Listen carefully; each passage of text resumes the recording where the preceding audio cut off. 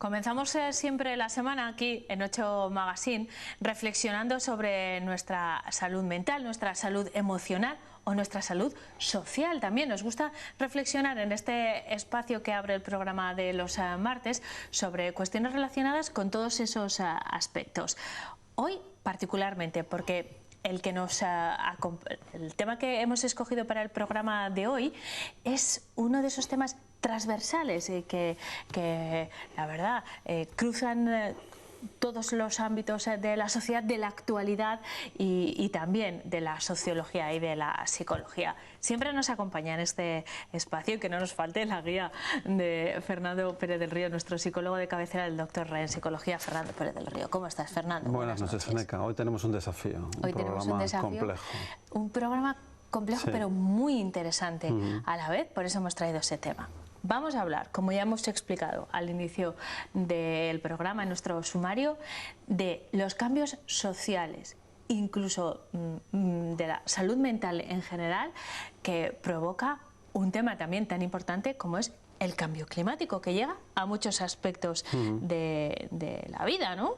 Sí, sí. Y hemos traído un invitado. Claro, porque nosotros el tema es muy complejo y necesitamos, como siempre, contar con un experto cuando el tema del que nos ocupamos, pues iba a decir que nos viene grande, no es el caso de Fernando, pero sí el mío, necesito la guía de nuestra invitada. ¿Quién nos acompaña? Hemos traído a Rosa del Río, que es profesora y es bióloga y ha dado muchas conferencias sobre el cambio climático.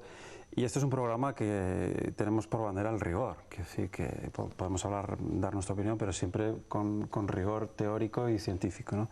Y yo creo que es el caso de Rosa, que las conferencias, yo lo que la he oído, pues tiene rigor teórico y científico. Entonces, invitada estás.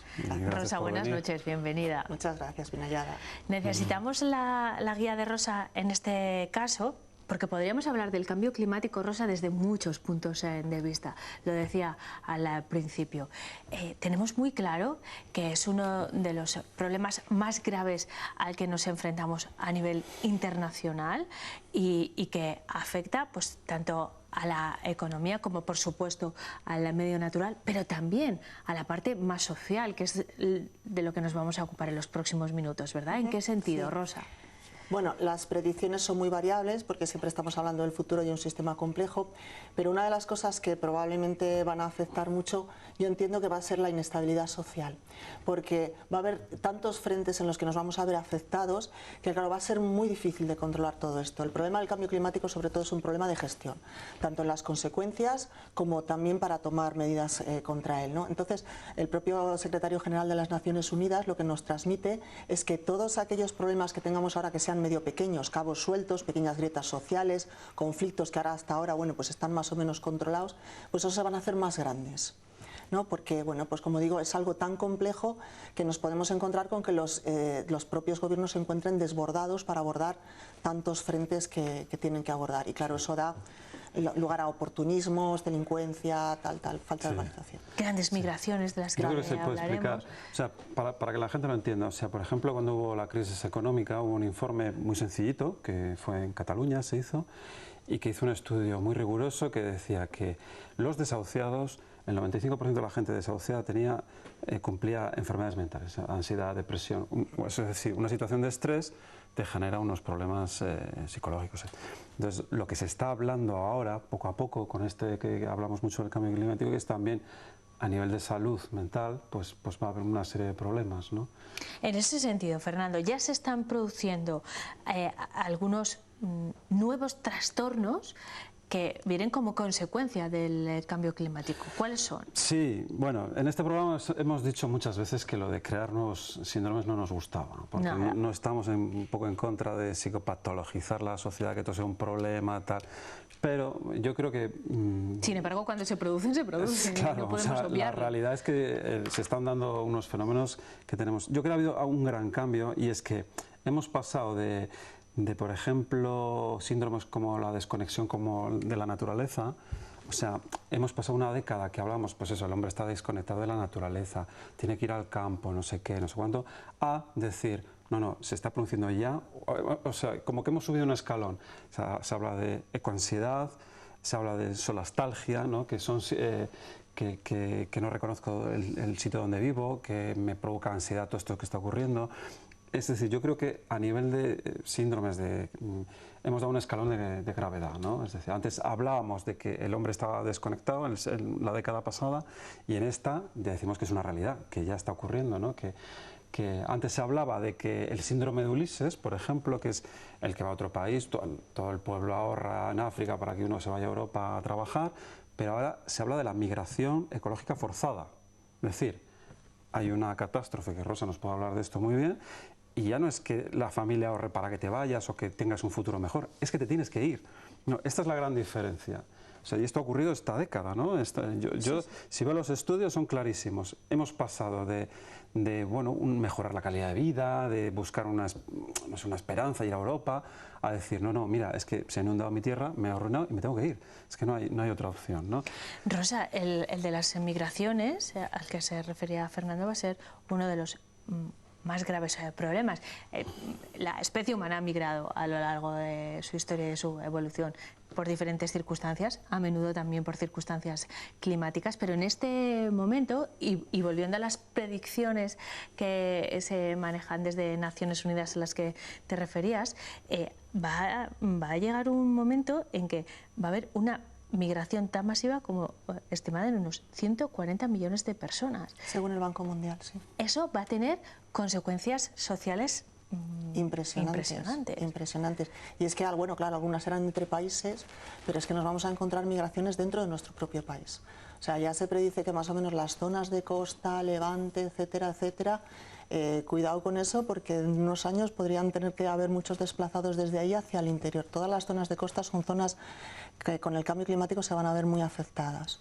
Entonces, claro, va a ser un tipo de migración, como decía Fernando, en todos los sentidos totalmente diferente. Ya hemos tenido 7 millones de desplazados en lo que va de año. En India está por los monzones, en India, Bangladesh, todas estas zonas que tienen monzones, bueno, enormes monzones y unas inundaciones brutales. O sea, ya está, ahora mismo ya está. La situación es alarmante, esto lo tenemos clarísimo.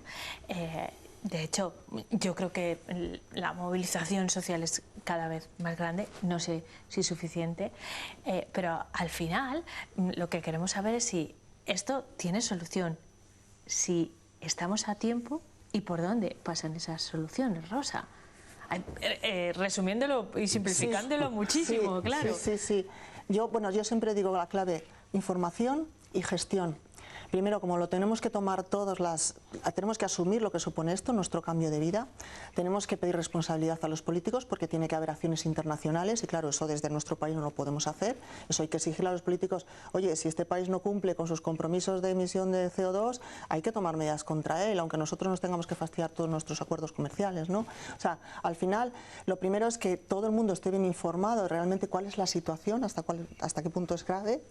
Y luego, pues claro, todo eso hay que gestionarlo de una forma racional, porque no podemos llevarnos por delante ni a ningún sector, ni a ningún tipo de persona que porque esté implicada en una serie de actividades que hoy en día emiten mucho CO2, oye, pero es que ahí hay muchos puestos de trabajo y muchos empleos, o sea, hace falta una labor de investigación, de tomar muchos datos y monitorizar todo muy bien para desarrollarlo en condiciones.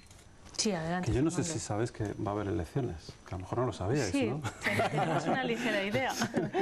Bueno, que a mí me ha llamado la atención esto, que me parece muy importante, que curiosamente no se ha hablado mucho de estos temas.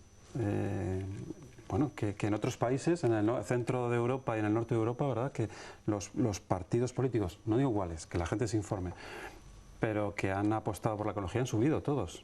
Y aquí es un tema, no sé si es que estamos peleando entre nosotros todo el día o algo así, que no... ¿Hay algo cultural en eso también, Rosa? Hombre, eso ya se me escapa un poco de mi cuestión científica. Yo sí que pienso que, hombre, somos un poco las dos Españas. Siempre ha habido esta cosa de las dos Españas. Y hay veces que muchas veces la gente vota más por ir en contra de los otros. No sé si a lo mejor tenéis un poco esa idea, ¿no? Que todavía nos queda esta cosa incluso de la guerra civil, ¿no? Que casi, no, yo con tal de no votar al PSOE, voto a no sé quién. No es que me guste el PP, pero es que con tal de no votar al PSOE. O al contrario, ¿no? Pero yo creo que ahí... ¿Sí ves propuestas en los programas electorales de los partidos? Sí. Vamos, de hecho se ha hecho una propuesta de declaración climática al Ayuntamiento de Burgos hace muy poco. Pero claro, inéditamente era una propuesta que iba con medidas, porque el resto de países y ciudades que están declarando la emergencia climática, generalmente pues nada, declaran, estamos en emergencia pero no hacemos nada, ¿no? Entonces se ha hecho un trabajo, además un trabajo estupendo por parte de compañeros con los que estoy en asociaciones y energética y algunas otras asociaciones, ¿no?, que luchan contra el cambio climático. Se han reunido un montón de asociaciones y han hecho esta propuesta con un montón de medidas. ¿Qué ha ocurrido? En el momento que ha llegado a la hora de la aprobación, que se tenía que votar, pues entonces es donde ha habido, no, es que tú lo llevas, había partidos que lo apoyaban y entonces como los que lo apoyaban eran de una facción, los de la facción contraria, o sea, los de derechas, que suelen ser los tal, pues han dicho, no, es que lo que pretendéis es pedir subvenciones, que esto solo es una excusa para pedir subvenciones, es que no sé qué. Claro, ahí nos podemos encontrar con dos partes. Realmente puede haber arribismo por una parte, porque yo no digo que no, quiero decir, el cambio climático es una excusa para que si la gente no conoce exactamente qué está pasando realmente, que vendas la solución que te dé la gana. Se puede utilizar políticamente desde los dos puntos de vista, ¿no? Así que al final la clave, como en todo, es estar bien informado. Es complicado informarse bien sobre este tema, hacerlo con información rigurosa y precisa, Rosa. Sí y no. O sea, la lógica más básica muchas veces cuenta muchísimo más que los datos así tan súper concretos, que al estar sacados como fuera de contexto, porque un dato concreto siempre está un poco sacado fuera de contexto, ¿no? Pero hombre, yo creo que a veces que puedes hacer reflexiones como decir, bueno, realmente hemos llegado a este punto porque hemos creído que podíamos crecer ilimitadamente y ser cada vez más ricos y tener más de todo y tirar más de todo sin ningún problema. O sea, ¿hasta qué punto realmente se puede estar haciendo crecer siempre el Producto Interior Bruto de un país indefinidamente y que eso no está? O esta sociedad que tenemos que se basa en el que te endeudas, ¿no? Me endeudo, pero como no puedo pagar la deuda, pues pido más. Pero como es que, quiero decir, realmente a lo mejor un poco de reflexión vendría bien, pero que luego es verdad que hay datos muy contundentes. El permafrost es una bomba climática que está estallando a un ritmo que era el esperado para dentro de 70 años. Pues nos vamos a quedar ahí, Rosa, porque se nos acaba el tiempo y no podemos profundizar más, pero me gustaría mucho que volvieses para seguir hablando de esta cuestión. Fernando, nos quedamos con esa reflexión, ¿no?, con la última que hacía Rosa. Al final esto es consecuencia de un estilo de vida y de consumo que hemos desarrollado en los últimos años y tiene consecuencias también en lo social. Sin duda. Vamos a estar un par de semanas sin vernos, así que pensaremos sobre todas estas cuestiones. Nos vemos, lo dicho, en un par de semanas para seguir hablando de temas relacionados con la sociología, la psicología, las emociones y todo lo que esté de actualidad también. Rosa, muchísimas gracias por habernos acompañado. Ha sido un placer. Gracias. Nosotros vamos a actualizar la información de la jornada, lo hacemos en formato express en 2 minutos.